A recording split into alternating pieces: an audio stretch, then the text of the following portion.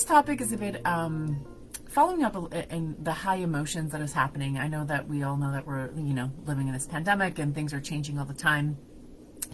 And I want to talk a little bit about survival skills in the sense of emotional survival skills. We've all learned from our childhood different ways to get through hard times.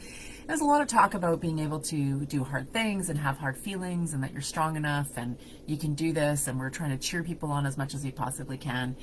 But I want you to really think about self-care in a different way. So we often think that taking care of ourselves is something kind of frou-frou, and it's really like, indulgent in many ways.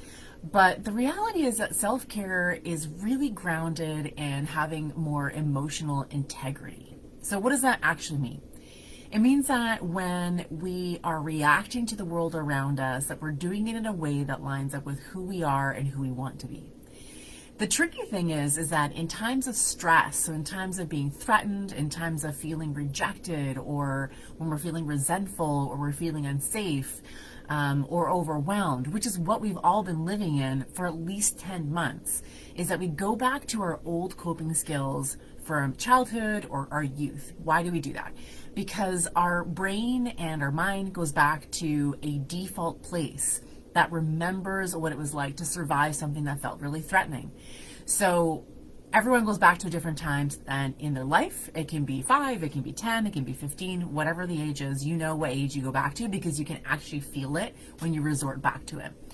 So with this ongoing stress that we're all living under, and I know that we've adapted really well, and we all think that, well, we're not doing much because we're so isolated and there's not really much to do, so it can't be that stress. Actually the opposite. Your body's holding a lot of pressure. Your body's holding a lot of stress over prolonged periods of time. And although we've adapted really well in the fact that the way we talk and we connect, we're actually really holding a lot of that long-term stress in our minds, in our hearts, and in our bodies. So what's happening with lots of us is that we're in this place of reacting emotionally in a way that takes us back to maybe a younger traumatized version of who we are. The thing is about when we go back to those kind of reactions is that we go to being really juvenile in our emotional reaction. And what I mean, it's not, to create an insult about being juvenile. It's just means we go back to a very younger version of who we are. So it feels like we've stepped out of our adult role and we've kind of jumped into this other role. And then what happens is that we create this reaction in relationships or reaction to people around us.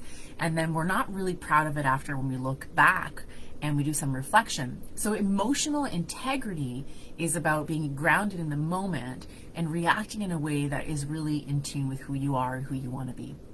So how can we do that? I think that you need to really remind yourself that although you've adapted to the stressful situation, it's still really stressful. So the stress hasn't really gone away. And if not, we've just increased our threshold and our ability to manage the situation that we're in. So we started here. This is really stressful, then we kind of adapted, and then things kind of elevated. We adapt here, then we go up, and we adapt, and we adapt, and we adapt. Now, adaptation is a beautiful, magical thing that we do as humans because we need to, or else we're not going to survive. The problem is that we don't reground ourselves in the way that we want to emotionally react to situations around us. So we're having more conflict, we're fighting over really silly things, we're crying, we're just kind of on the edge emotionally about it. Now, the way to regain some emotional integrity is to, you're going to hate this, but you're going to have to journal. So, I'm a big fan of journaling, but this is a process of being able to ask yourself, why am I reacting in this manner? What does it remind me of? Where's my emotional integrity? What do I need to do for self-care? Even though we are somewhat quarantined or we're trying to stay away from people, we think we're not doing very much, so therefore we don't really deserve self-care or do nice things or whatever because you're not expending a lot of energy that is visible. Psychologically, you're expending more energy than you probably have ever expended before. So your self-care needs to be very tactical. It needs to be very purposeful, and you need to be really focused on that. The thing is that we're losing a lot of our abilities, all the activities that we used to use for self-care, we don't have them anymore.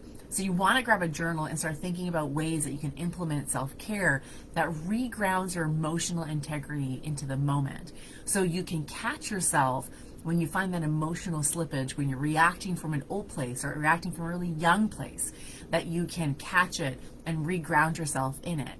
Oftentimes when we're slipped into a juvenile or younger version of ourselves, is because there's a protection that's happening.